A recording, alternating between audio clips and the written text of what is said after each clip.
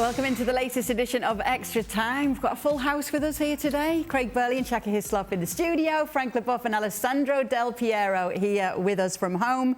And our first questions are for Frank and Ale, which says, we are accustomed to seeing a lot of drama with the French team. Did your World Cup winning squads experience a lot of friction? So I'll start with you, Ale. Was there any friction in that Italian World Cup winning squad? Well, thinking now about World Cup and Italy associated together put me in totally confusion, okay? Because there's something that doesn't match. Sorry. It happened 4 years ago, and then say, okay, it happened once every 70 years, it's okay, I mean, let's move forward. But now it happened again, so it's tough. There's always friction in situation in the Italian teams, of course, in the national teams generally, when you have a lot of expectation like Italy has. And now the federation, the coach, because we won the Euros, there's a bit of misunderstanding, you know, how we're going to give them, again, trust or not. They choose for that, and I agree. I mean, hitting and winning the cup is great. The Euro Cup is great, but missing the World Cup is really a knife in the heart constantly. So let's move to Frank. That is gonna we talk about friction much better than me. Ali is hurt. And maybe Frank is too, because he's not the only World Cup winner on today's show. Ah, yes. Frank. An esteemed company. Frank, was there any conflict in your French side? In terms of relationship, I would say no, nothing that I saw, but sometimes, you know, it could have happened. And I remember before the World Cup, in 98, we've been to Morocco and we had a training session, and I was playing with the substitute team, and Jacques said, when you get the ball back, you know, you kick a long ball and they will have to drop and start again the action. And Dugarry was playing with me, but he couldn't catch the ball because I was kicking the ball very, very, very far. And he was upset, and he said, "Oh, Frank, you know, can you kick the ball properly like a normal football player?" And I said a bad thing about it, said, "Leave me alone." And we almost went into fights where we ended up being the best friends in the world. It's just because, you know, we have egos, you know, sometimes we get touchy and it can happen. But I would say, again, in terms of relationship, and I spent 7 years with the national team, I never seen anything because I think it's part of the spirit that you have to have. You have to bring your ego, but you have to know that others have the same or even bigger, and that you have one aim, one goal is to make the national team win. So sometimes you put your ego a little bit aside. See, Greedy, if it wasn't for France, Scotland would have won that 98 World Cup. Obviously. Wasn't for I could have been sat here now as the World Cup winner from '98 if it wasn't for France. Do you think you would have talked about it as much as Frank does? No, hold on. Nobody talks as much as They didn't win it, period. And he talks about it as much as Frank does.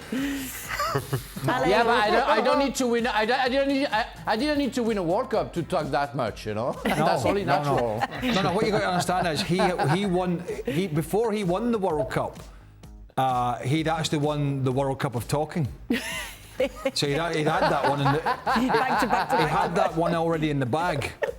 The chatting World Cup. Now that you mention it. That's true. Sorry if about that. If it wasn't for Italy in 2006, Trinidad and Tobago could have won. Yeah. Good point, Craig. See, Shaq, told you. 2 World Cup winners and 2 who should have won the World Cup in studio. 2 ones that got away. Ale, who are you going to be supporting then? I'm sorry to bring it back up, but Italy are not there, are they? What happened to Italy? How come? That never happened before. I might take a vacation for that month, you know, and turn off the phone, you know, something like a yoga situation, far away in a little island.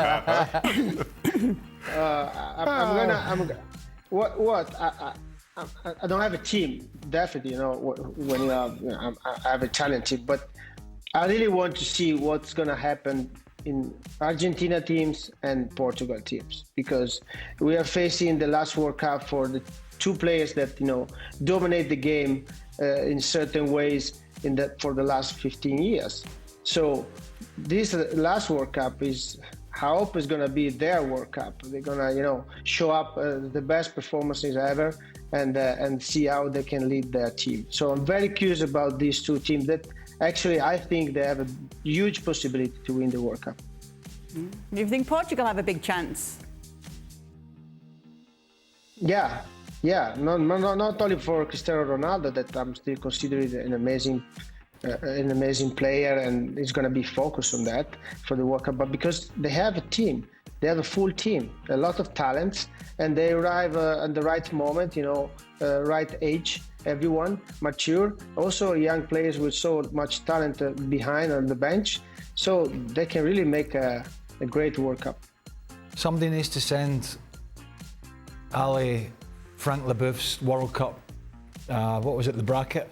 Yeah, Ale, we asked our pundits for their World Cup brackets, and Frank has what, Canada and Denmark? I knew it would come up. Somehow, Ali, somehow Frank has a semi-final between Canada and Denmark, with Denmark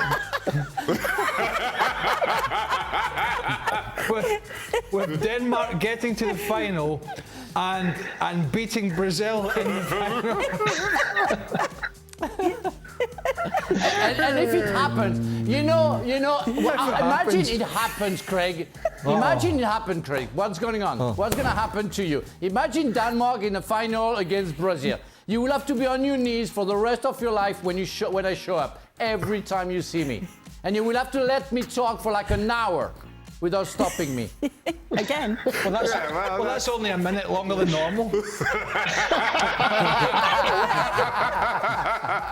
still only on the first question.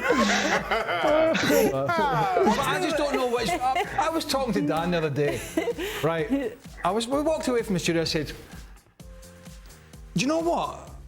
I think Leboeuf's serious." And Dan went. Dan said, no, it's a wind-up. I said, no, in his head. You got to understand what's in his head. It's like, worryingly, I think Frank's serious. And then I turned to Dan and I said, and by the way, if it actually happens, we're never going to... And he's like, oh, it can never happen. It can never happen. You see. Everyone's rooting for them now. For all, if you could go back and watch any football match in history in person, which match would you choose and why? I have a love-in with the 1982 World Cup, and I would want to go and see Paolo Rossi scoring a hat-trick against Brazil. Paolo Rossi, back off the ban, Bosch against Brazil, who were a brilliant team, apart from the big fellow, Serginho up front. Back when Italy used to qualify for World Cups, you mean? Back when they were good. Back when they used to win things. Back then. Back in the good old days. Back in the good old days when Italy used to qualify for World Cups. Ale, would you choose that game too? I'm sure you can agree with Craig there. What? Yeah. No, listen, my first real game, I remember that game, also the one with Argentina.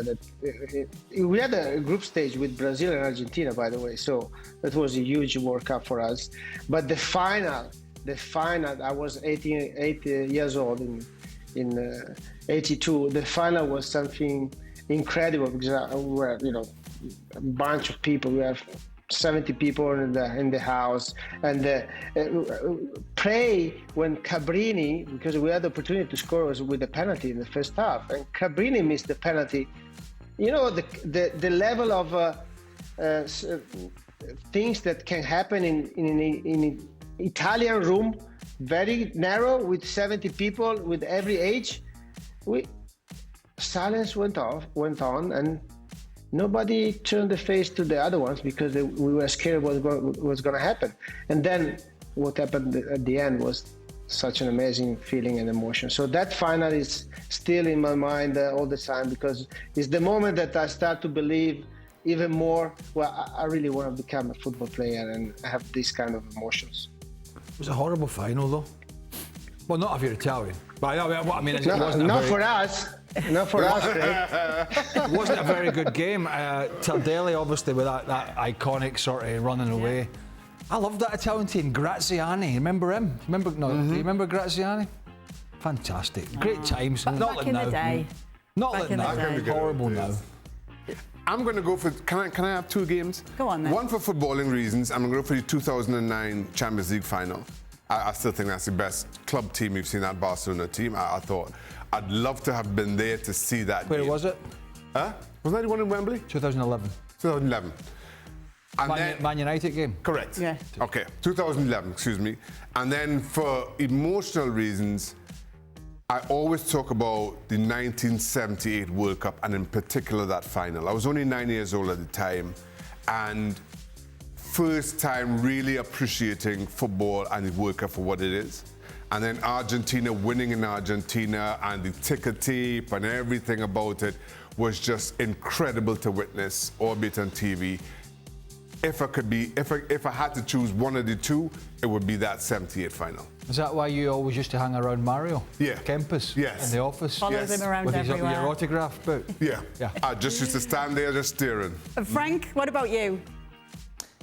The first, if I can have two as well, the first one will be the 70s final, because I will have the chance to see Pele playing at his best. I'm sorry, Alessandro, it was against Italy, but I think the Brazilian team with Tostão, Jairzinho and Pele was absolutely fantastic, and I would have loved to see that game playing in Mexico. And the second one is the other semi-final from '82 with France losing against Germany, because that was a drama with Battiston being smashed by Schumacher and France leading 3-1, but losing on penalties. That's still a drama in France, you know, and I would have loved to be in Sevilla to see that game as well.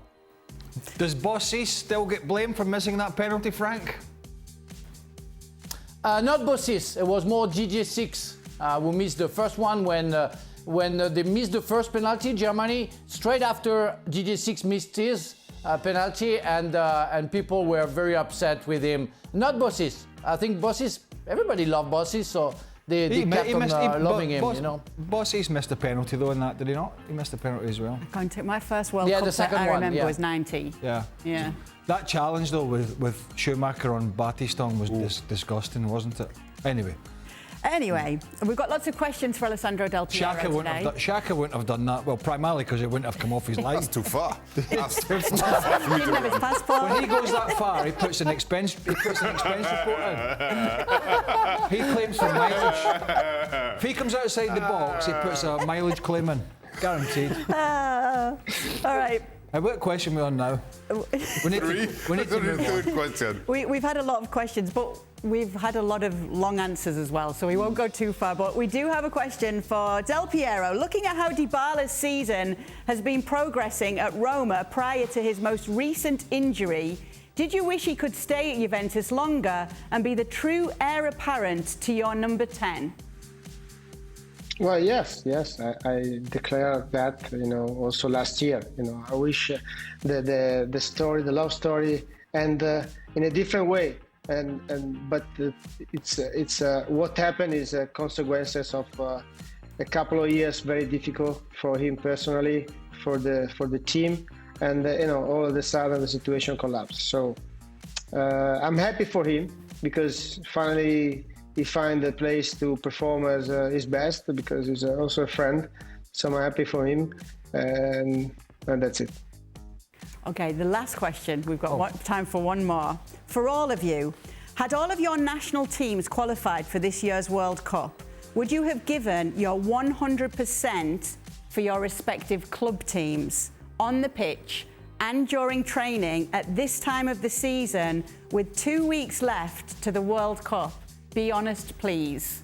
So would you have given 100% for your club team knowing you've got this Winter World Cup coming up?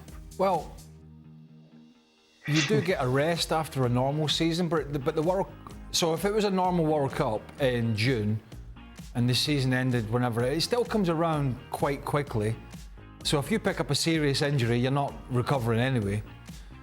So that doesn't make much of a difference. If you pick up a knock and it's a couple of weeks, you might probably still going to make it. So the answer for me is yes, because you know, we had that scenario. I had that scenario at Celtic, going for the championship, and so what do? You can't go out and play at 50% because you have the World Cup, because the chances are you'll get injured or. No, so I just don't see how it's possible. To that point, if you give anything less than 100%, say going into challenges, etc., that's when you get injured. When you kind of go in half-heartedly, you're more likely to get injured then. So I think you have no choice but to give 100% and hope it doesn't result in an injury. Frank? Yeah, I exactly thought like Shaka. You know, you give what you have to give. You give 100%, because if you give less, you're going to get injured. And on top of it, you know, we play so many games because of the Champions League, because of the Premier League and the Cup and the Carabao Cup, whatever it can be. You don't calculate. You play games after games. The only thought is to rest at the most and to give 100% every game you play. And let's pray. Ale? Well, I'm bringing back the 1998 final that Frank won in that World Cup. And before that World Cup, we were in a Champions League final, and I got injured in that final. So I missed the first 3 games on the World Cup, my first World Cup, by the way, because I got injured in the last game of the season. So the answer is, of course, you give 100%. There's no other way. What do you want to do? I mean, otherwise you're gonna be a coward, and you don't want to face yourself, you know, in the mirror all the time and be a coward for what? No, you face and you face what's gonna be your future. Sometimes it's gonna be good, sometimes it's gonna be bad, of course. And for me, in that situation was bad, because, you know, starting the World Cup with the injury is not the best thing that you want to do. But you have to give 100% of yourself, even more if you can, mentally and physically on the field.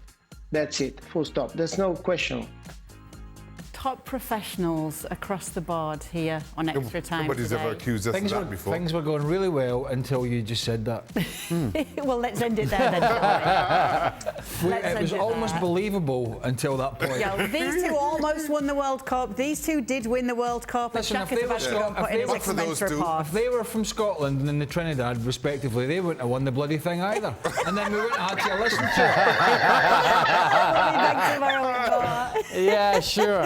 Well, thank you very much for watching ESPN on YouTube. For more sports highlights and analysis, be sure to download the ESPN app. And for live streaming, premium content, and let's not forget as well, ESPN FC 7 days a week. Subscribe to ESPN+.